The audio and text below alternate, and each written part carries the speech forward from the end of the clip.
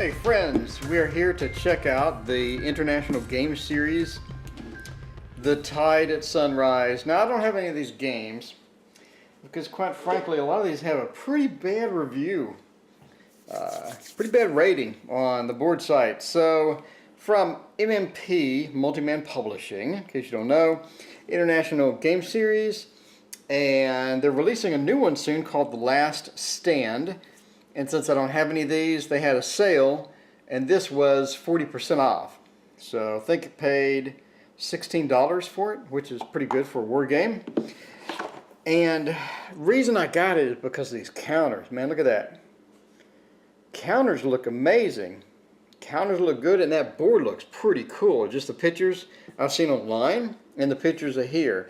Now I realize there's some drama around this and the naval rules, which is all over Board Game Geek. So somebody posted a bunch of different naval rule variations, so I may be using those. But solitary suitability is high and complexity is low. So this looks like something you just flop on the table. You come home from work, you're tired, you break open this 134 by 22 map. You got 184 pieces. This is manageable. 16-page rule book. It looks manageable. So let's break it. It's really light. Let's break it open here. Let's see what we got. Let's see how bad the naval rules really are. Because I can put up with naval rules. I can edit them and make them my own if I need to.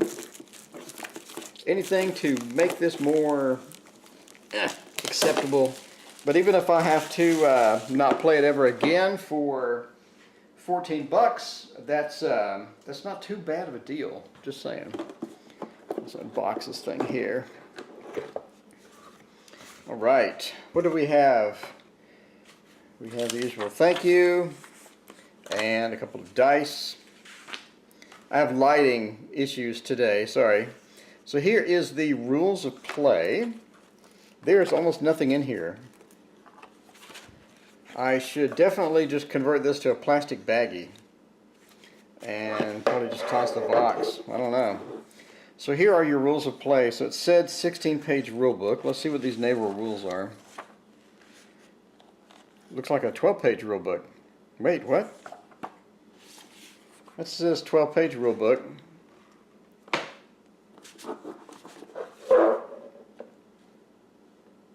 And that says 16-page full color rule book. Where's the other 4 pages?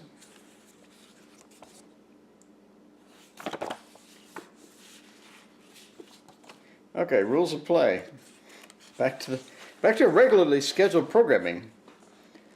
Here we have components, sequence of play, zones of control, stacking, enemy movement, combat, introduction. Then over here we have the unit key. Looks like pretty good units.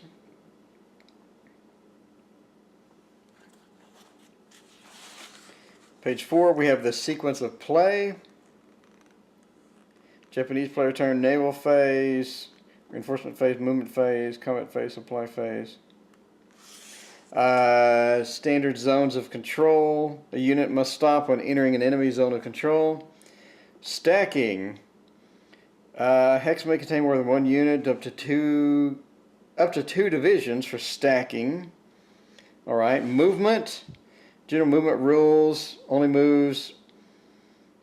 Unit phase, number of hexes it can move indicated by movement allowance, pretty standard. Units stacked together can be moved together, okay. Reminds me of SCS.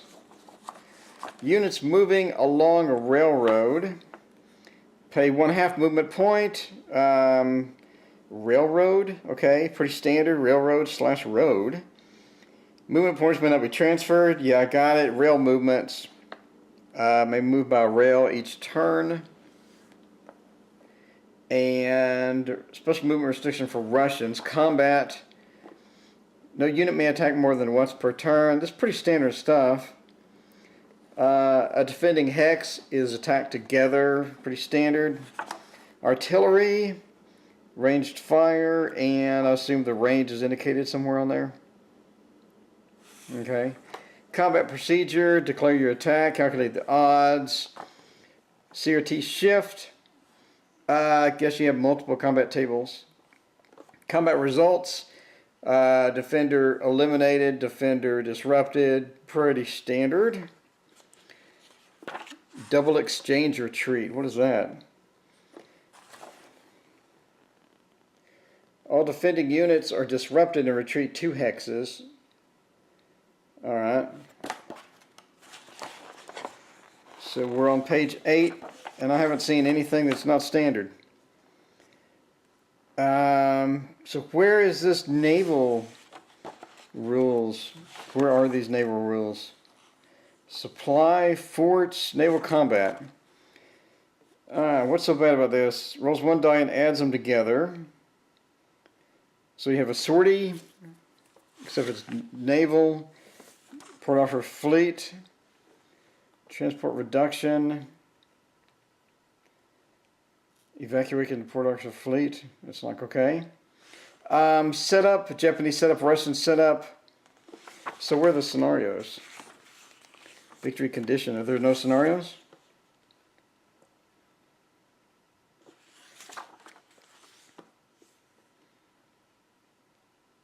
Elimination of enemy unit, victory conditions, occupation of towns, elimination of enemy units. All this is pretty standard. So this was made back in 2010.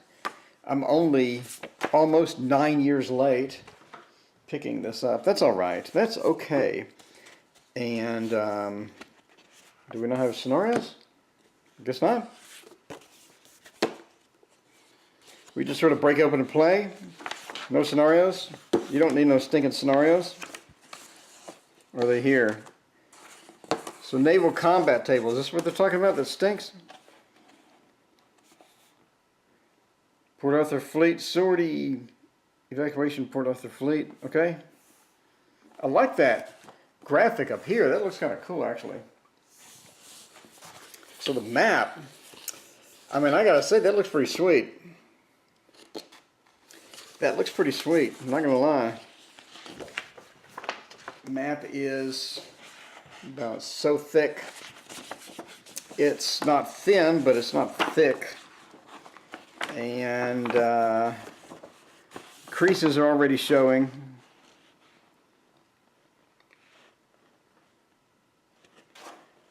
But that is not a bad looking map. Guys, this is not a bad looking map at all. Game turn, looks like you got 12. Right. Put the other side of this map. This is not bad. It's nothing to get excited about, but this map is not bad. So here's your CRT. You got fort combat, and then standard. You got a secret operations table, unit data table, and then the logo. But I mean, I'm just saying, sorry for the reflection, I'm just saying that's not half bad for just a general map for 14 bucks. Alright, and now we have our, I guess there's no, now we have our units. So you just got one section worth. Let's see how they pop out. Holy crap. That takes some effort. These are tiny. Those are teeny tiny units. Here's a Comancheria unit just for comparison purposes. So yeah, these are pretty small chits. But they do look pretty good. I'll put it back in there. Alright, so you have cruisers, destroyers, more cruisers, more destroyers. And then, let's see, we got low fuel indicators and spotted. Let's zoom in.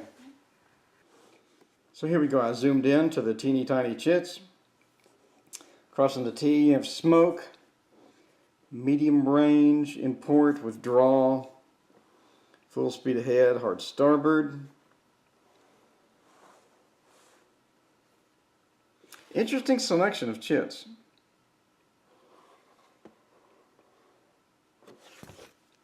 And then here's the back side.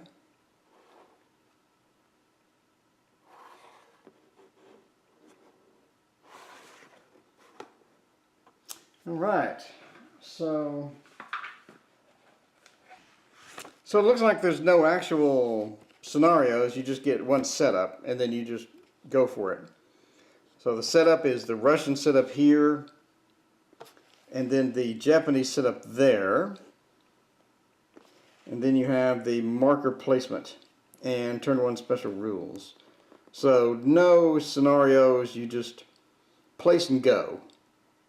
Just place and just sort of go for it. So, overall, it's fairly interesting. I will definitely set it out. You know, the map really sells me on this. The tiny chits, not so much, but the map does sell me on this. Doesn't look not half bad. They put a lot of work into the map. I'm surprised that they put this much work into the map, but they don't throw in some scenarios. Or they don't throw in some other things. But, okay. It's a simplified game. You come home, you throw it together, and then you just play. That is The Tide at Sunrise from Multi-Man Publishing. Thank you for joining me. If you like this video, hit like and subscribe. We will see you next time.